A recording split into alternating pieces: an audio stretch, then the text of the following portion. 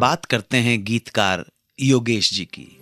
जिंदगी में अगर सच्चा दोस्त मिल जाए तो इंसान को समझना चाहिए कि वो बहुत किस्मत वाला है।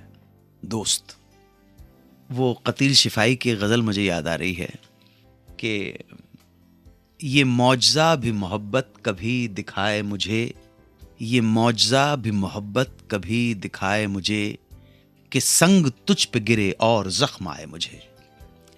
ऐसा ही मौजज़ा, ऐसा ही चमत्कार हुआ एक दोस्त के रूप में जब मिला गीतकार योगेश जी को उनका दोस्त, जिसका नाम था सत्य प्रकाश। जब योगेश जी के पिताजी, जो कि पेशे से इंजीनियर थे, उनका देहांत हो गया, तब घर की सारी जिम्मेदारी योगेश जी के कंधों पर आन पड़ी। घर में सबसे बड़े थे। योगेश जी ने लखनऊ के डीएवी स्कूल से 12वीं की परीक्षा पास करके यूनिवर्सिटी में दाखिला ही लिया था। ज्यादा सेविंग्स भी नहीं थी, बचत भी नहीं थी, इसलिए काम करना बहुत जरूरी हो गया था। शॉर्ट हैंड और टाइपिंग का कोर्स कर रखा था, इसलिए उन्होंने नौकरी की तलाश शुरू कर दी, मगर कोई काम नहीं मिला। तब उन्होंने सोचा कि फिल्मों में राइटिंग का काम कर रहे उनके कजिन ब्रजेंद्र गौर के पास चल के कुछ काम मांगना चाहिए। ये मन की बात उन्होंने अपने दोस्त सत्तू यानी सत्य प्रकाश को बताई। सत्य प्रकाश जमींदार का बेटा था, लेकिन उसके बावजूद उसने कहा मैं भी साथ चलता हूं, तो फिक्र मत कर, मैं तेरे साथ हूं। और पीछे से घर में माँ और बहन को दिक्कत ना हो, इसलिए योगेश जी ने अपनी पुश्तैनी हवेली के कुछ कमरे किराए पे चढ़ा दिए। 60 के दशक में योगेश जी अपने दोस्त सत्य प्रकाश जी के साथ आ गए बंबई।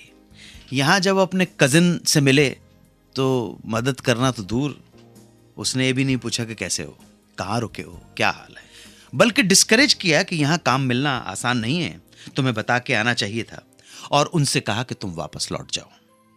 योगेश जी को ठेस तो पहुंची, लेकिन योगेश जी से ज्यादा ब्रजेंद्र जी के इस व्यवहार से ठेस पहुंची दोस्त सत्तू उर्फ सत्य प्रकाश जी को। बहुत बात गहरे दिल में लग गई। दोनों असमंजस में थे कि करें तो क्या करें, कहां रुकें। तब उन्होंने शरण ली एक आर्य समाज मंदिर में। मंदिर का एक कमरा सिर्फ 7 दिन के लिए अवेलेबल था, और 7 दिन तो यूं ही निकल गए देखते देखते। अब वक्त आया आर्य समाज मंदिर छोड़ने का। जेब में सिर्फ 500 रुपए थे। दोनों ने अंधेरी में एक ऐसी झोपड़ी को किराए पर लिया जहां 40 मिनट लगते थे रेलवे स्टेशन तक पहुंचने में। ना पक्का फर्श था, ना बिजली, ना पानी। अब रुक तो गए, लेकिन ये पैसे खत्म हो इससे पहले कुछ पैसों का जुगाड़ करना, फंड्स होने बहुत जरूरी थे। इसलिए मजबूरी को और हालात को देखते हुए योगेश जी ने कहा कि मैं नौकरी ढूंढ लेता हूं, खर्चा तो चलाना है, खाना तो खाना है। तब यारों के यार सत्य प्रकाश और सत्तू ने कहा तू कुछ नहीं करेगा, तुम जो भी करोगे सिर्फ फिल्म लाइन में ही करोगे, वहीं पर स्ट्रगल करना है। तुम फिल्म राइटिंग कवि बनने आए हो, फिल्मों में लिखने के लिए आए हो, तुम वही करोगे, नौकरी मैं करूंगा, खर्चे की चिंता मत करो, और तुम्हें कुछ नहीं करने दूंगा। और पढ़े लिखे होने के बावजूद ऐशो आराम में पले हुए जमींदार के बेटे सत्य प्रकाश ने अपने दोस्त योगेश की खातिर चपरासी की नौकरी ढूंढ ली। क्या बात है यार, क्या बात है यार, क्या बात।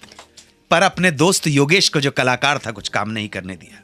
कई बार योगेश जी ने ट्राई भी किया कि किसी जगह नौकरी ढूंढ लो, तो सत्तू पीछा कर देता, तू नौकरी नहीं करेगा, तू कवि है, तू शायर है, फिल्मों के लिए काम ढूंढ तू। और सत्तू चपरासी और योगेश जी कवि, सत्तू की ये मित्रता, मित्र भक्ति काम आई, और धीरे धीरे योगेश जी को काम मिलना शुरू हुआ।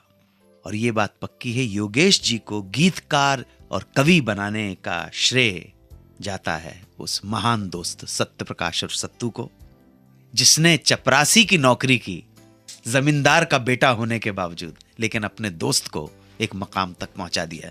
दोस्ती के इस जज्बे को प्रणाम करते हुए, श्री सत्य प्रकाश को प्रणाम करते हुए, श्री योगेश जी को प्रणाम करते हुए, मैं चाहता हूं जोरदार तालियां बजाइए। ऐसे दोस्त भगवान करे सबको। मशहूर शायर, गीतकार, लिरिसिस्ट साहिर लुधियानवी ने कभी शादी नहीं की। क्यों, क्या कारण थे, बताऊंगा आपको। लौट कर आप सुनते रहें सुहाना सफर विद अनु कपूर। सुनते रहिए रेडियो का number 1 show Suhana Safar with Anu Kapoor, सिर्फ 92.7 बिग FM पर।